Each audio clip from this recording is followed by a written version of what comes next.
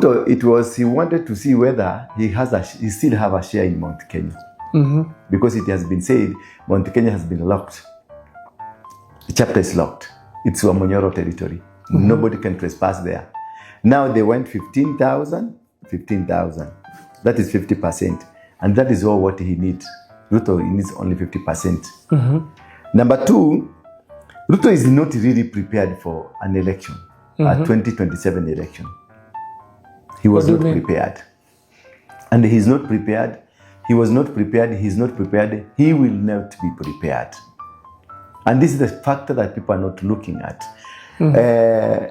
If you look at the systems, how things are working, like now look at Wamudende.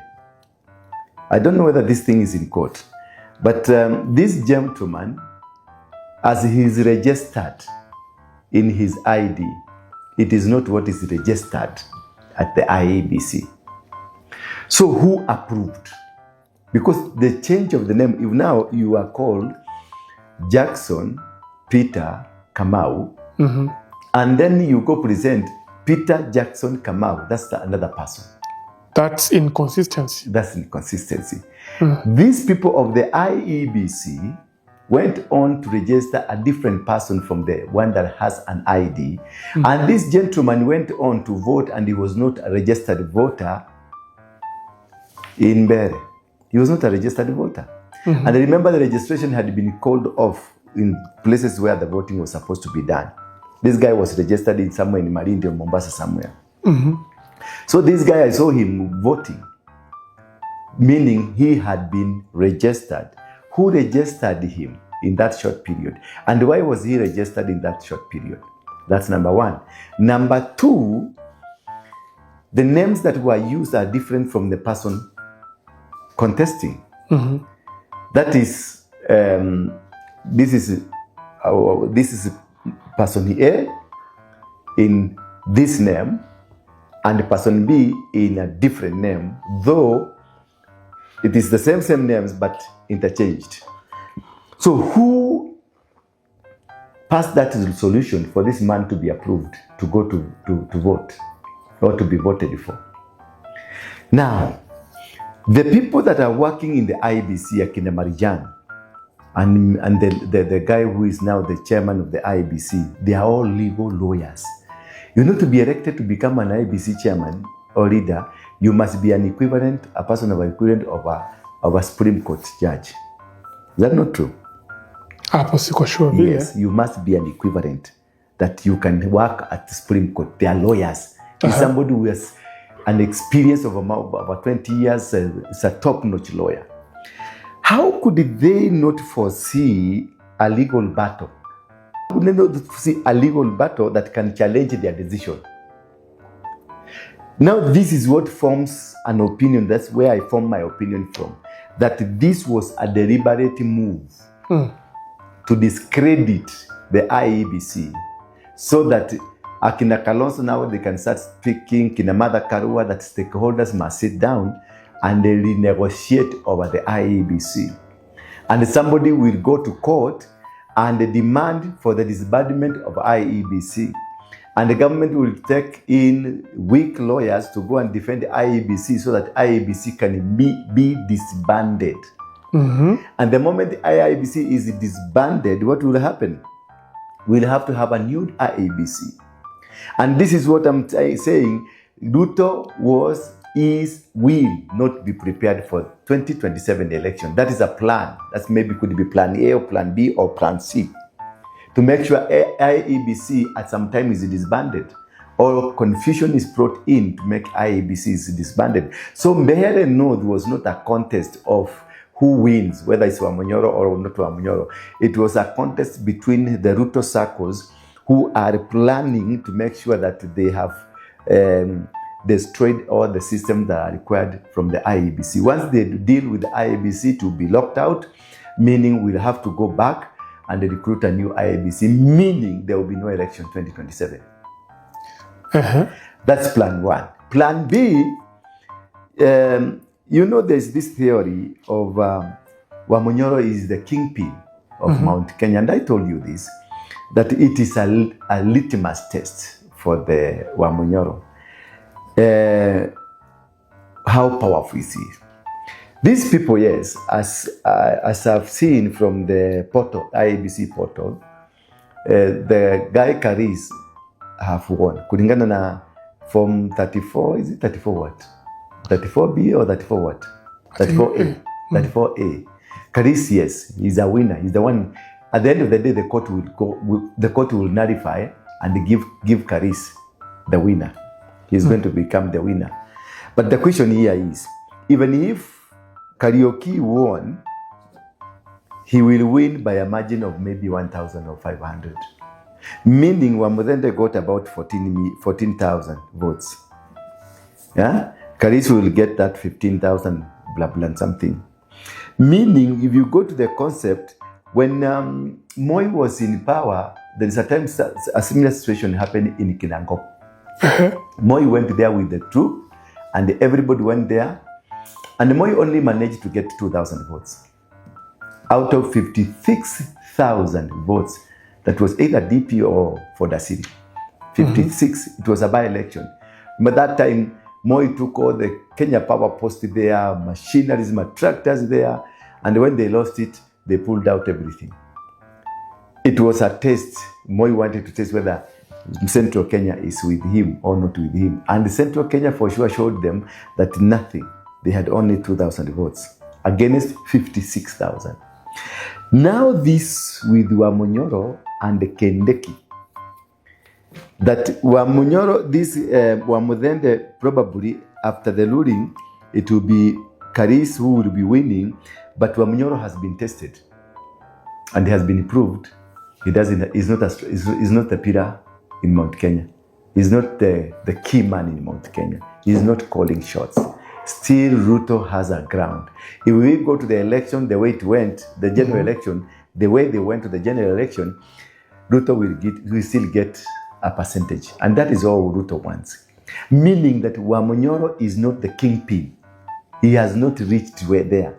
And I've always told you, Wamunyoro is not yet. He still need to work. He still need to incorporate all other stakeholders. Just what Uhuru is doing. What you see Uhuru has been working is bringing these people together. He launched his Jubilee, and during the launching of Jubilee, he reprimanded Kioni. Never again to abuse Wamunyoro. Never again to write anything against Wamunyoro. Never again to say anything bad against Wamunyoro. That is a reconciliatory. That is reconciling the Mount Kenya together. So who will emerge? Remember the other day I told you, either DCP or Jubilee, one of the party will be distinguished. But you say actually DCP will not be in the picture. Yes, I said DCP will not be in the picture. Because who will call the shot? Remember, when we were doing the general election, Uhuru was busy telling us, Ruto is not a good man. He was telling us, do not vote for Ruto. Do not vote for this guy. Do not vote for UDA. Wamunyoro said, UDA, Uhuru ni mogoroki, Uhuru ni nini, Uhuru ni nini, Uhuru ni mlevi. Go home, ukasema Uhuru ni mlevi, go home. My brother, go and let's we show you how to rule this nation. All that he told us about Ruto has come to pass. So the Mount Kenya drifted to the one who spoke to them, who told them this man is not good, and this man has become to be not good. And Wamunyoro himself has come publicly to say, I didn't know this man. Kenya is a tribal nation where it is divided along tribal lines. Most Kikuyus are reasoning now. Had we agreed with Raila, it is a Kikuyu who will be a president now. Had we agreed with Uhuru, right now Martha Karua could be the president. Are you seeing now the picture? Yeah. Because, of course, Raila could have died the way he died. Whether by what, Raila could have died. So it's Martha Karua who would be the president. So who was right to bring back leadership to Mount Kenya? It is not Wamunyoro. It is Uhuru Kenyatta. So who is the kingpin of Mount Kenya? It is not Wamunyoro. Chances are people will lean on Uhuru's we side. lean on Uhuru's side because Uhuru is much more proved. But Wamunyoro anapendwa. Wamunyoro hapendwi. That is the mistake Wamunyoro made. DCP. Yes, one term. Is a ground. It is about one term. Are you getting me? It is about one term. It is not about Wamunyoro. People are retired. Civil servants wamekatwa pesa ya housing levy, wamekatwa pesa ya SHA, wamekatwa kila kitu. The common enemy is Kasongo. The common enemy. So whoever that will come to make this common enemy aondoke is afraid to everybody. But when it comes now to settle down after the enemy goes, the one that caused this enemy to go was not loved. They will tell you sit away because you want to kugawanya keki. So people do not love Wamunyoro. We admire Wamunyoro for his capability to push Kasongo. We don't care whether he will bring a road. We don't care whether he will bring electricity. We don't care whatever he will go, as long as he removes Kasongo. It doesn't matter whether you are a devil, whether you are whatever you are, as long as you are bulldozing what they want, you are speaking their language by that time. And normally, remember I told you, Kikuyus don't have kings. They create one for a purpose. Are you getting me? Yeah. They create one for a purpose. Once they push you to the level of you negotiating or doing something to deliver, and they fail to deliver, they start moving away from you. The Mbere one was a mistake. It was a trap. And this is something that just naturally worked against Wamunyoro. Because Wamunyoro should have taken it, even if the other guy could have had some votes, he could have maybe 3,000 because maybe he's coming from a particular clan, and the clan in the Meru area clans also matter much. But this, it could not have been 15-15. Hata kama ingekuwa na rigging, it could have been 15-15 or 13-13 or 20-20. This is a reflection that Mount Kenya is split right into two. And Wamunyoro is not able to command these people, and they persuade them and tell them now we have to go to one basket. Why? Because one thing Wamunyoro is making mistakes, he's not a team worker. Wamunyoro is a selfish man, a man who works for himself. If you can look at the statements he's making, demanding that if I am support you, I need 30%, I need 40%, I need 70% on this and this and this. He is not an inclusivity person.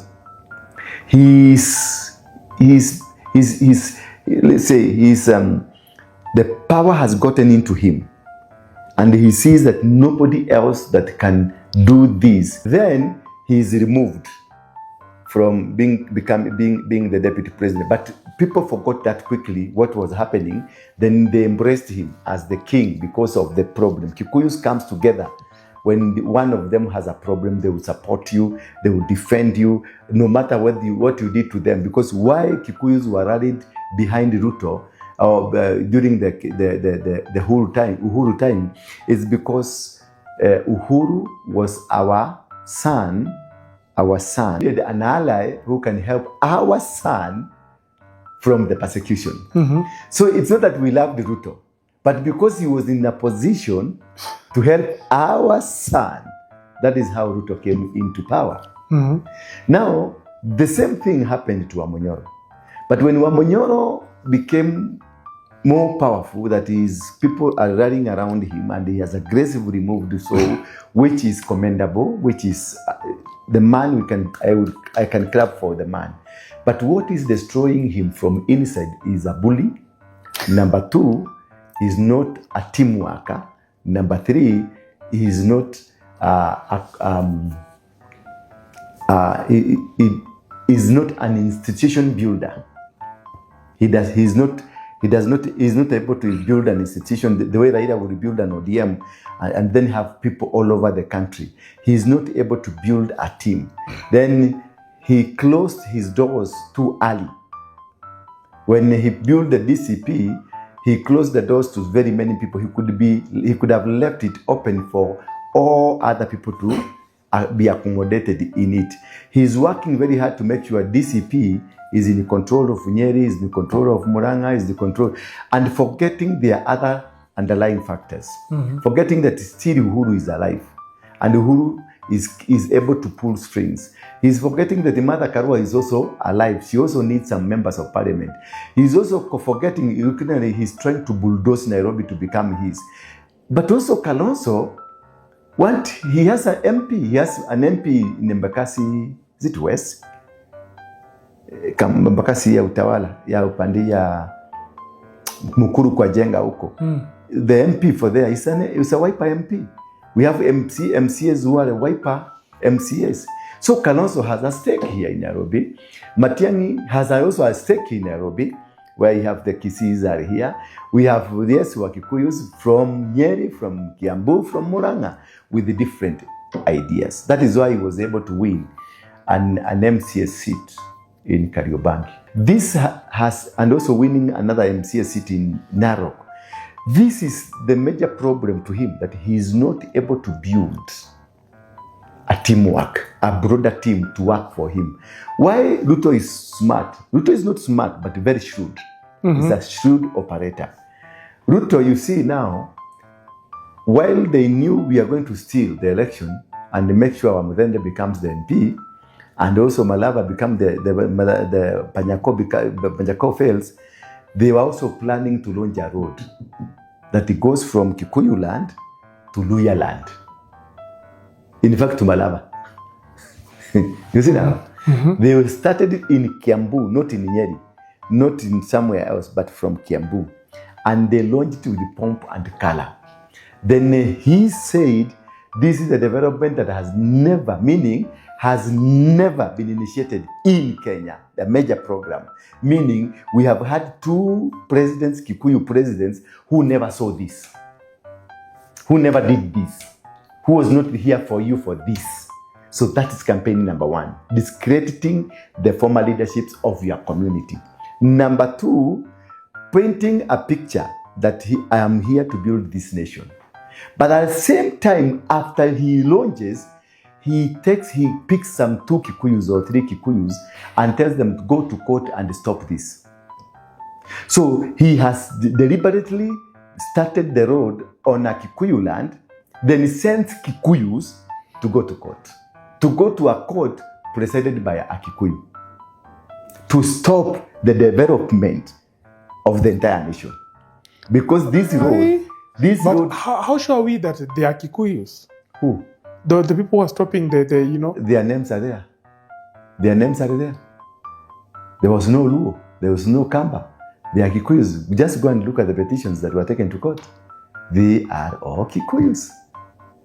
Now you see, Ruto want to develop Kenya, because building a dual road up to Malava to Uganda, it is Kenya, is that you're opening up Kenya. You're opening up Kenya for the Kalenjins. You're opening up Kenya for the Luos, the Luyas, all the people along that road.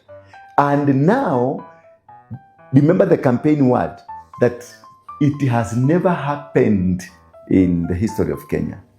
In the history of Kenya, we have had 3 Kikuyu presidents who have never thought of opening the other world, the other Kenya, to be open like the way the Kikuyu president did to the Thika road. Because it was going to Nyeri, because it was going to Kiambu, because it was going to Murang'a. They did huge road, a huge project. This is Sauti Mzalendo. Stay safe, stay engaged, and keep the conversation going.